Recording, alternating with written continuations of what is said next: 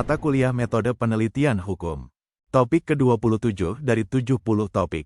Penalaran hukum dalam penelitian hukum, bagian pertama. Penalaran hukum mempunyai arti penting, bahkan eksistensinya merupakan yang utama dalam kaitannya dengan penelitian hukum. Seseorang yang hendak melakukan penelitian hukum seharusnya paham atau memahami penalaran hukum yang lebih dalam. Hal tersebut dikemukakan Johnny Ibrahim dalam bukunya yang berjudul Teori dan Metodologi Penelitian Hukum Normatif. Penalaran hukum, atau legal reasoning, merupakan salah satu unsur utama yang harus dipahami oleh seorang peneliti hukum. Tanpa pemahaman terhadap penalaran hukum, maka seorang peneliti akan kehilangan arah dan bahkan menemui kesulitan besar dalam menyistemalisasi bahan hukum yang menjadi topik, serta memengaruhi kualitas ilmiah kesimpulan penelitiannya. Catur wangsa peradilan dan profesi hukum yang bebas, seperti notaris dan pengajar ilmu hukum, atau para dosen, juga melaksanakan kegiatan yuridisnya berdasarkan penalaran. Selanjutnya dikemukakan bahwa studi tentang penalaran hukum pada dasarnya mempelajari pertanggungjawaban ilmiah dari segi ilmu hukum terhadap proses pembuatan suatu keputusan hukum, atau judicial decision making, yang meliputi argumentasi dan alasan-alasan logis sebagai alasan pembenaran, atau justifications, terhadap keputusan hukum yang dibuat. Hal ini tentu melibatkan penjelasan hubungan antara alasan-alasan yang dikemukakan dan keputusan yang dibuat terkait dengan pertimbangan hakim untuk mendukung keputusan yang dibuatnya. Untuk itulah diperlukan logika hukum yang mengontrol proses pembenaran, atau process of justification, setiap keputusan hukum. Sebuah keputusan hukum yang tepat adalah keputusan yang menggunakan logika dan argumentasi hukum yang tepat, dan disandarkan pada badan-badan hukum yang otoritatif, atau authoritative sources of the law. Dengan perkataan lain, penalaran hukum merupakan atau menjadi batu uji kritis dari segi ilmu hukum untuk mengkaji semua kegiatan yuridis dan produk yang dihasilkan para pengemban hukum. Sebab walaupun intuisi seorang pengemban hukum telah dibangun secara bertahap melalui pendidikan hukum dan serangkaian pengalaman, boleh dikatakan intuisi yang dimilikinya adalah intuisi seorang profesional di bidang hukum, namun seperti diingatkan oleh David Teling, seorang pengemban hukum melaksanakan kegiatan yuridisnya dengan moto, menilai secara intuitif, tetapi membuktikan secara logis. Sebagaimana telah dikemukakan bahwa penalaran deduksi dengan mengandalkan metode silogisme terutama dalam hubungannya dengan praktik yang dilakukan oleh hakim di pengadilan mendapat kritik dan kecaman, karena produk yang dihasilkan lebih cenderung mengedepankan kepastian hukum dibandingkan dengan nilai keadilan.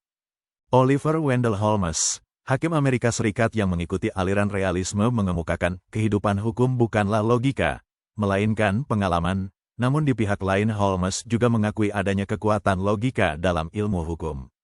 Hal tersebut dapat diketahui sebagaimana dikemukakan Johnny Ibrahim. Bagaimanapun juga Holmes tidak mengesampingkan logika hukum dalam memutus satu perkara, namun ia melihat adanya hubungan antara logika dan pertimbangan hakim dalam apa yang disebutnya sebagai marticulate, dalam menginterpretasikan aturan hukum terhadap suatu permasalahan hukum yang konkret. Pada akhirnya, suatu keputusan hukum tetap akan disandarkan pada hukum logika, sehingga pemahaman terhadap logika hukum akan menghasilkan suatu argumentasi intelektual. Hal ini merupakan bagian dari upaya intelektual untuk menghasilkan keputusan hukum yang dapat dipertanggungjawabkan secara ilmiah. Esensi penalaran hukum dalam pertimbangan hukum sebagaimana sering digunakan oleh hakim dalam kaitannya dengan pengambilan putusan merupakan hal sangat urgen. Karena hakim dalam pertimbangan hukum tersebut dapat mengemukakan atau mengajukan argumen yang intelek atau argumentasi yang berkualitas, tidak hanya bersifat mekanis bagaikan mesin yang hanya dipencet akan berjalan sendiri.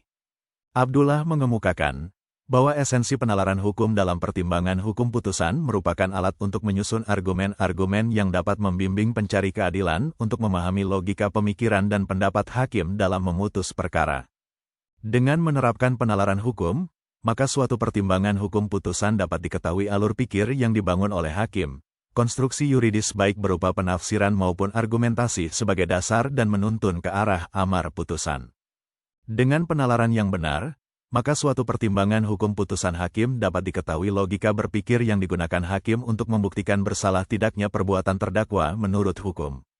Berkaitan dengan pentingnya eksistensi penalaran hukum dalam kajian ilmu hukum, Siddhartha mengemukakan, penalaran hukum merupakan suatu proses berpikir logis, artinya berpikir menggunakan kata atau metode tertentu, yaitu logika. Pada dasarnya penalaran hukum merupakan kegiatan berpikir problematis. Kegiatan berpikir berada dalam wilayah penalaran praktis. Sebagaimana dikemukakan Neil McCormick, penalaran hukum sebagai salah satu cabang penalaran praktis, yaitu penerapan akal budi oleh manusia untuk memutuskan bagaimana berperilaku yang benar dalam situasi pilihan. Menurut Abdullah, bahwa pertimbangan hukum memuat alasan-alasan atau argumentasi hukum dan penalaran hukum yang dilakukan oleh hakim. Dalam pertimbangan hukum, memuat uraian tentang korelasi antara fakta hukum yang terungkap di persidangan dengan aturan hukum atau undang-undang yang dijadikan sebagai dasar dalam dakwaan. Pertimbangan hukum memuat alasan sebagai pertanggungjawaban kepada masyarakat karena mempunyai nilai objektif. Penalaran hukum, atau legal reasoning, digunakan dalam dua arti. Dalam arti yang luas, legal reasoning atau penalaran hukum berkaitan dengan proses psikologi yang dilakukan hakim untuk sampai pada putusan kasus yang dihadapi. Legal reasoning atau penalaran hukum dalam arti sempit berkaitan dengan argumentasi yang melandasi suatu putusan. Lebih lanjut dikemukakan bahwa legal reasoning dalam arti sempit menyangkut kajian logika suatu putusan. Jadi berkaitan dengan jenis argumentasi, hubungan antara reason atau pertimbangan, alasan dan putusan, serta ketepatan alasan atau pertimbangan yang mendukung putusan. Kajian pertimbangan hukum dalam kaitannya dengan penalaran hukum adalah sangat penting, karena dapat diketahui kadar intelektual hakim atau kualitas hakim dalam menangani, menyelesaikan suatu perkara atau sengketa hukum yang semakin hari semakin kompleks permasalahannya dan tidak mudah untuk diselesaikan karena banyak faktor yang menyelimuti sengketa atau perkara yang bersangkutan. Suatu permasalahan atau perkara yang sama ada kemungkinan diputus berbeda. Kita tidak boleh buruk sangka karena tidak mengetahui secara mendalam perkara yang diputus oleh hakim. Sebagaimana dikemukakan Abdullah, urgensi mengkaji pertimbangan hukum putusan pengadilan, karena pertimbangan hukum merupakan bagian yang sangat penting dan menentukan. Banyaknya perbedaan putusan hakim atau pengadilan memerlukan penelusuran dan penelaahan secara khusus agar dapat diketahui penalaran hukum dan logika serta argumentasi hukumnya. Selain itu dapat dilihat dan dikaji serta dianalisis pada pertimbangan hukumnya. Perbedaan putusan, berarti terdapat perbedaan pertimbangan hukumnya, baik putusan pengadilan tingkat pertama, tingkat banding maupun tingkat kasasi. Dalam pertimbangan hukum memuat dasar hukum, teori kebenaran dan keadilan guna memberikan landasan pada putusannya. Pertimbangan hukum juga menimbulkan konsekuensi berupa pertanggungjawaban hakim, baik secara kolektif maupun individual. Hakim dalam menyelesaikan sengketa atau perkara dalam perkembangan dan kemajuan ilmu pengetahuan, teknologi dan transformasi serta komunikasi tidak boleh hanya sekedar memutus perkara atau sengketa berdasarkan pada peraturan perundang-undangan yang berlaku. Hakim sebagai penegak hukum dan keadilan mempunyai kebebasan dalam menyelesaikan perkara, artinya hakim diperbolehkan atau diamanatkan oleh undang-undang untuk memahami, memperhatikan dan menggali nilai-nilai hukum dan keadilan yang hidup dalam masyarakat. Selama ini tugas hakim dalam menyelesaikan sengketa atau perkaranya sangat dipengaruhi oleh aliran legisme atau positivisme hukum. Aliran tersebut pada pokoknya sangat mengedepankan atau mengagungkan hukum tertulis dan aliran tersebut beranggapan tidak ada norma hukum di luar hukum positif atau hukum yang diundangkan oleh negara. Tokoh aliran positivisme, H.L.A. Hart mengemukakan, 1. Hukum adalah perintah, 2. Analisis terhadap konsep-konsep hukum berbeda dengan studi sosiologis, historis dan penilaian kritis. 3. Keputusan-keputusan dapat dideduksi secara logis dari peraturan-peraturan yang sudah ada lebih dahulu, tanpa perlu menunjuk kepada tujuan-tujuan sosial, kebijaksanaan, dan moralitas. 4. Penghukuman secara moral tidak dapat ditegakkan dan dipertahankan oleh penalaran rasional, pembuktian, atau pengujian. 5. Hukum sebagaimana diundangkan, ditetapkan positum, harus senantiasa dipisahkan dari hukum yang seharusnya diciptakan dan diinginkan.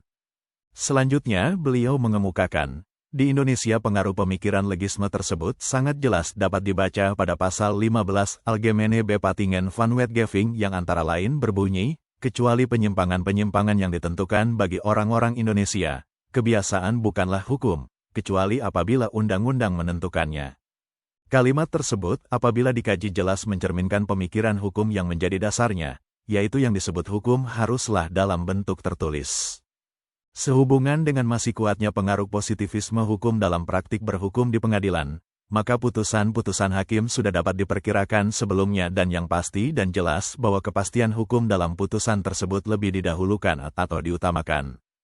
Keadilan sebagai diinginkan warga masyarakat sulit untuk diwujudkan, apabila para hakim masih tetap mempertahankan cara berhukum yang tradisional, yaitu berhukum dengan hanya mengotak-atik, bergelut dan terbelenggu dengan kekuatan ketentuan peraturan perundang-undangan.